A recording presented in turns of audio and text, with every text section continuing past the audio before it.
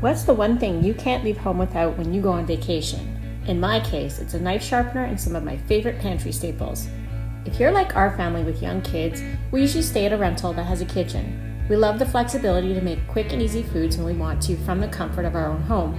And while this requires some grocery shopping at your destination, there's a lot of staples you might only want a little bit of.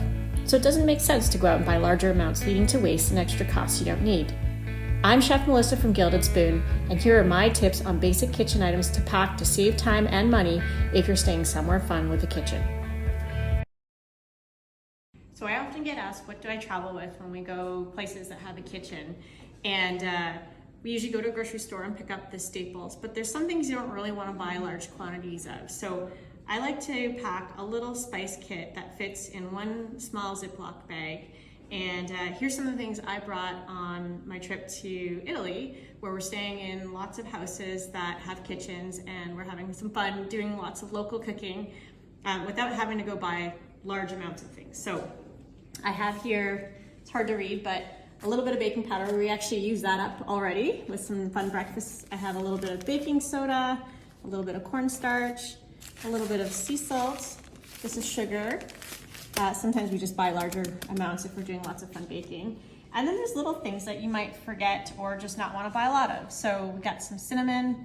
I have some of my favorite spices. So what I have in my kit is also vanilla beans, some za'atar seasoning, dill pollen. I know it's kind of bougie, but it's something I like to use for cooking, tahini, and smoked paprika. And something a lot of people may not realize is your spices, especially when you travel to climates that are humid, will stick. And so if you ever get little bio-dry silica packets in anything from toys or other products, save those and keep them with your spices. Obviously you wouldn't want to eat these, but I just throw this into the Ziploc with all of these items so that I have something to help keep them dry while we're traveling. And that also makes sure they don't expire as soon. Other things I like to have, and this is totally preference, is I never know if they have coffee filters, and I like my coffee, so I often travel with some coffee filters, sometimes ground coffee, my favorite teas, or instant coffee if we're really in a dire situation. Sometimes I travel with things like microwave popcorn, and we have some popcorn seasoning for fun. Also instant oatmeal. It helps, especially if you're traveling with small children, first thing in the morning when you get to your place and everybody's hungry.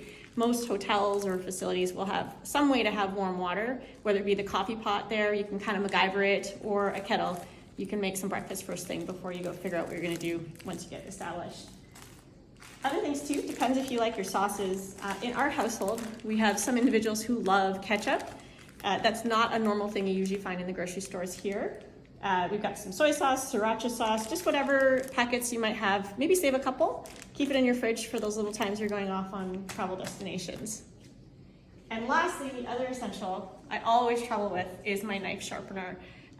Knives are really dull in most places, and they're not maintained to the standard that I think they should be. Most people, I don't think, really take the time to sharpen their knives. So this is something really good that you should practice both at home and while away. You can just bring this to keep their knives sharp, and the great thing is the hosts get sharp knives when you leave. So this is the kit.